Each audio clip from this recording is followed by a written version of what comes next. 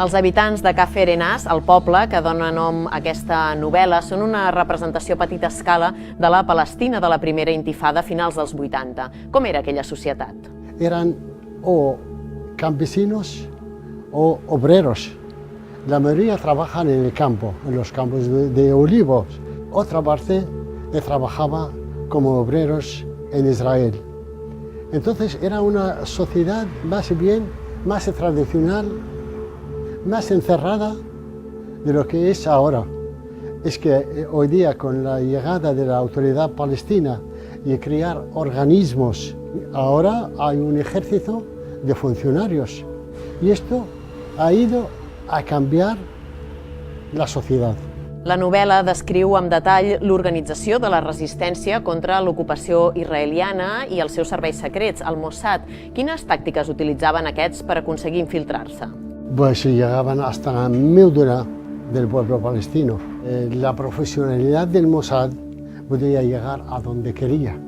Estudiaban a la gente, no solamente los hombres de la resistencia, sino que las diferencias entre las tribus. Esto le ayudaba a manejarlos.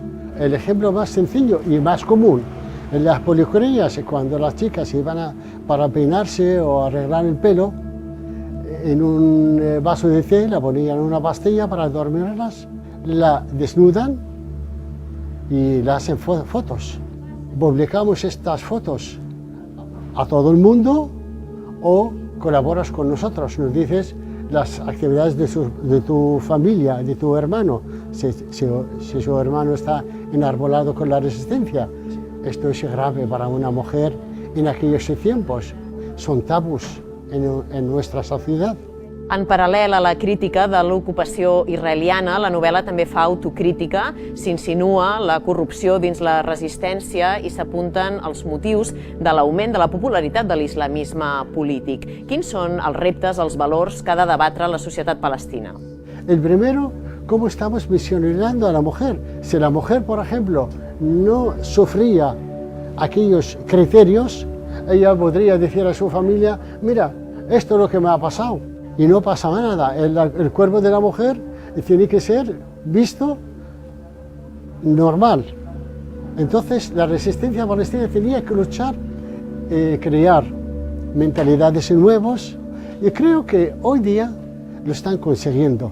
Me imagino el ejemplo que le he dado, ya no sirve al Mossad hoy día. El integrismo palestino, al ver lo que está pasando en las primaveras árabes, especialmente en Siria, cómo está actuando el integrismo, ja no le queda ganes d'abrazar esta fe. Vostè va néixer a un poble proper a Jerusalem, però va estudiar a Espanya, ha estat durant molts anys periodista. La situació palestina, de fet, ocupa des de fa dècades els diaris, però creu que s'ha explicat bé? Yo creo que no tan bien. La presencia del sionismo en los medios de comunicación es uno de los motivos que transversan la información. Desprestigian a los palestinos.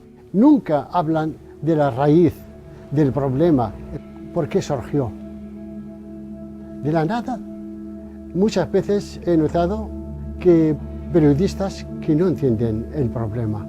Los gobiernos europeos todavía están a favor de Israel, cuerpo y alma.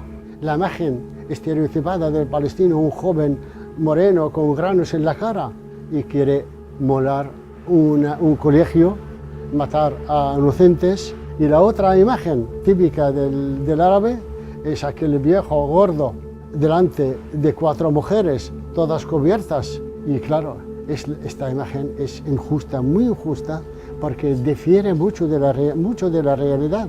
En Palestina, igual que en otros países, hay todas las capas sociales.